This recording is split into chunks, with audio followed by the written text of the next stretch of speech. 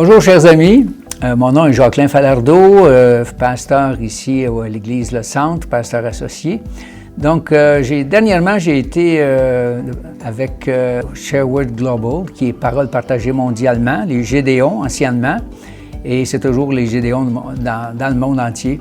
Et puis on a fait un voyage au Malawi, et j'aimerais vous parler un petit peu du Malawi pour vous encourager dans le domaine des missions. L'organisation fait des petits voyages à court terme, à peu près 10-12 par année. Et puis, vous pouvez participer à ces voyages missionnaires à court terme. Et puis, le Malawi, c'est vraiment spécial. On a eu le privilège d'être 12 personnes, pas les 12 apôtres, mais on était 12 un peu partout du Canada. On s'est rejoints à Toronto et on a fait un grand voyage, à peu près 16 heures d'avion pour se rendre à Lilongwe, au Malawi.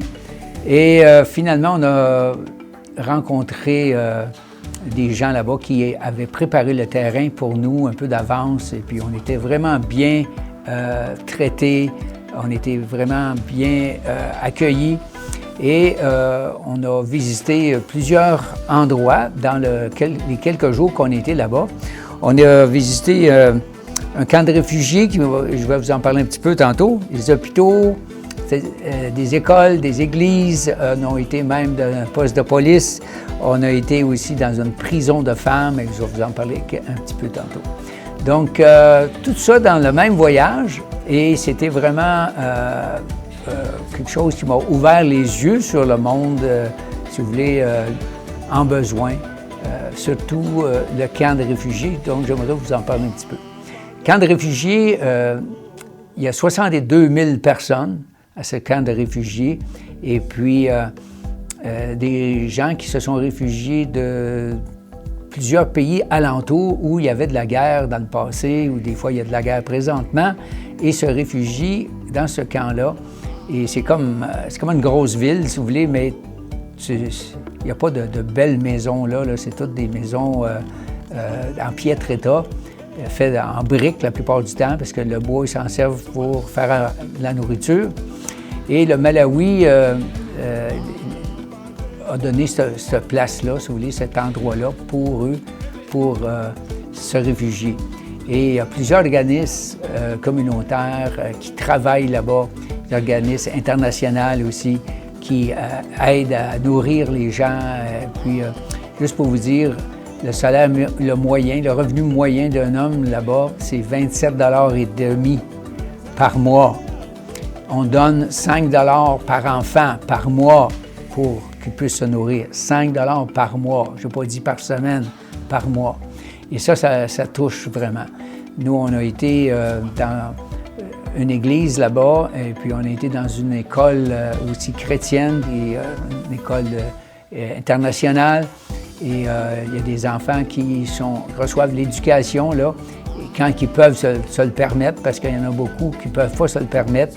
On a rencontré un pasteur Gaston, que lui nous dit qu'il voudrait qu'on l'aide financièrement, parce qu'il y a des enfants qui arrêtent de venir à l'école parce qu'il leur charge 1 $ par mois pour venir à l'école. Puis des fois, le 1 $, il va pour faire de la nourriture au lieu d'aller à l'école. Donc, il y a du trafic humain aussi là-bas. C'est des états de misère, si vous voulez. Et les gens, moi, une chose qui m'a touché, j'ai eu un petit enfant où, à un moment donné, il y a beaucoup de blé d'Inde, là. On arrache les grains un par un et on met ça dans des poches, puis on va vendre ça au marché. Mais il y avait un petit enfant qui a pris un épi de blé d'Inde et qui était à terre, là, et puis il l'a mis dans sa bouche pour prendre quelques grains, tellement il avait faim. Donc, c'est touchant. Les enfants sont après nous, ils veulent... Quand on est un homme blanc, si vous voulez, dans ces places-là, on nous voit un peu comme des riches et on pense qu'on va récupérer, ou en fait, on va recevoir beaucoup des hommes blancs. Donc, c'est une mentalité là-bas qui n'est pas toujours la réalité. Mais si le Seigneur vous met à cœur d'aider, ce sera vraiment quelque chose de bien dans le futur. Donc, on a visité ce camp de réfugiés-là, comme je l'ai dit. On a visité aussi un hôpital qui m'était vraiment spécial. Un hôpital, il y avait des versets bibliques sur les murs. Les médecins, les infirmières là-bas prient pour les gens. C'est vraiment différent d'ici où ce qu'on nous empêche, si vous voulez, souvent d'aller visiter, de prier sur les gens, peut-être à cause des exagérations de certains. Mais là-bas, c'est pas exagéré de prier pour les gens. Et on a pu parler avec des gens on a prié dans un aile de l'hôpital sur des gens. Il y en avait qui arrivaient du Congo puis étaient malades. Et puis on a pu prier avec eux en français. Et puis, quoique la langue officielle là-bas, c'est surtout l'anglais, le Swahili et le Chichewa. Donc, on a été aussi, j'ai eu le privilège de parler à des policiers dans une baraque de police. Et puis, les policiers, on nous dit qu'ils sont souvent corrompus. Il y a beaucoup de pots de vin là-bas, si vous voulez. Mais on a pu leur témoigner de la parole de Dieu qui fait la différence dans les vies, qui change les vies. Et on a eu aussi le privilège d'aller dans une prison de femmes. Ça m'a beaucoup touché. On a parlé à 136 femmes. Il y avait 9 bébés en prison avec les femmes. C'était assez spécial. Et puis, il n'y a pas de chaise, ils étaient assis à terre. Juste pour vous dire aussi, on entend parler beaucoup de Jésus en Afrique. La foi, c'est grand comme 1 kilomètre de long, mais la profondeur, c'est 1 centimètre de profondeur. Donc, en Afrique, on entend beaucoup parler du Seigneur. Dans cette prison-là, on était le 3e groupe à aller la même journée leur parler du Seigneur. Et nous, la différence est, avec Parole partagée mondialement, c'est qu'on pouvait leur donner de la littérature. Chacun de ces femmes a reçu une Bible et aussi un magazine qui dans leur langue à eux, qui pour nous, c'est le magazine Espoir. Donc, ça aussi, ça m'a beaucoup touché. On a été dans des belles églises, des moins belles églises, moins organisées, mais beaucoup de gens, de pasteurs qui sont en besoin là-bas.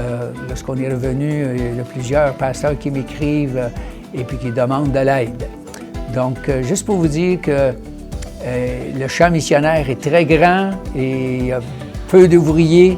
Si le Seigneur vous met à cœur d'aller en mission, eh bien, répondez à l'appel parce qu'il y a un grand besoin et les gens sont très, très accueillants, sont très ouverts à recevoir la parole de Dieu, la parole vivante, la parole qui change les vies, qui donne de l'espoir et qui donne aussi la vie éternelle.